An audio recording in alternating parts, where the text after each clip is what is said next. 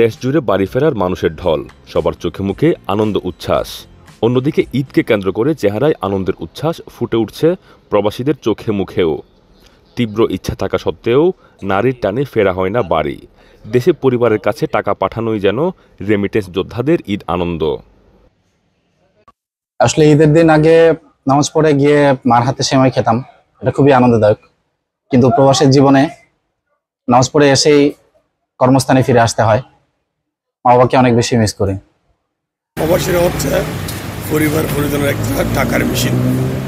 তাদের ঈদ হচ্ছে তাদের পরিবারকে সুখী রাখা, তাদের পরিবার শান্তিতে থাকা হচ্ছে তাদের ঈদ। প্রবাসীর ক্ষেত্রে কারো ডিউটি থাকে, সবাই সবার কাজ নিয়ে ব্যস্ত থাকে, কেউ বাসায় থাকে, কেউ বন্ধু বান্ধব নিয়ে ঘুরতে যায়। ঈদের দেশে যেতে না পারার বোবা কান্নাটা অনেক প্রবাসীরাই হাসির আড়ালে লুকিয়ে রাখেন।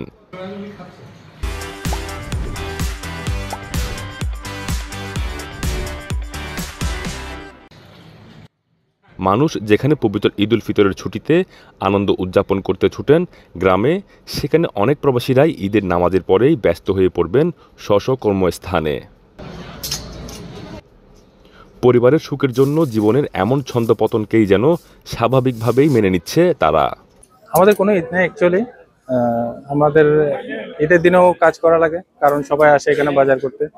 আমাদের ঈদ হচ্ছে আমরা দেশে টাকা পাঠাই, পরিবার খুশি থাকে, এটাই আমাদের ঈদ। ঈদের দিনও আমাদের কর্ম থাকে, আমরা ঈদের নামাজের পরে কিন্তু কর্মব্যস্তার মাঝে ব্যস্ত হয়ে পড়ি। সেজন্য আমাদের এখানে ঈদের খুশিটা আসলে আমরা আমেজ করতে পারি নাই। সবাই আনন্দ করে। গ্রামে যদি থাকতাম, মায়ের সেমাই রান্না করতো, সেমাই খাইতাম। এখন আমরা প্রবাসে, আমরা মায়ের যে হাতের যে রান্না ওটাও আমরা পাই না। প্লাস আমাদের ঈদের দিন এত পরিমাণ কাজ থাকে, আমরা ঈদের আনন্দ কি জিনিস আমরা সেটা পাই না। রেস্টুরেন্টে আসে আমরা, আমাদের দেশি মানুষগুলো আসে, এসে ওদেরকে আমরা সেমাই এবং বিভিন্ন রকমের নুডলস, পিন্নি ওগুলা খাই। আমাদের তো ওইটাই।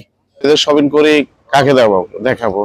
এখানে আপনার শপিং করার পরে গায়ে দেওয়ার জন্য এরকম সময়টা আমরা পাচ্ছি না। এদের নামাজ পড়ার পরে আবার ডিউটিতে রাত দাঁড়ায় দিতে হইতেছে। প্রবাসীদের ঈদ বলতে আসলে কিছুই নাই। আমাদের তো মোটামুটি ঈদ বলতে শুধু নামাজ পড়ে আসে আর ঘরের মধ্যে ঘুমানো, আর কিছু নাই। প্রবাসের মধ্যে আমরা বিভিন্ন জায়গায় আমরা কি ঘুরে করি বন্ধু বান্ধবদের নিয়ে, কিন্তু অন্তর থেকে মিস করতেছি বাংলাদেশকে।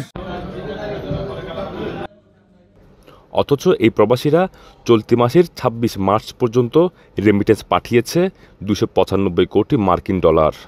আর এই বছরের এখন পর্যন্ত মোট রেমিটেন্স পাঠিয়েছে ২,১৪৩ কোটি ডলার। ঈদ মানেই আনন্দ, ঈদ মানেই খুশি।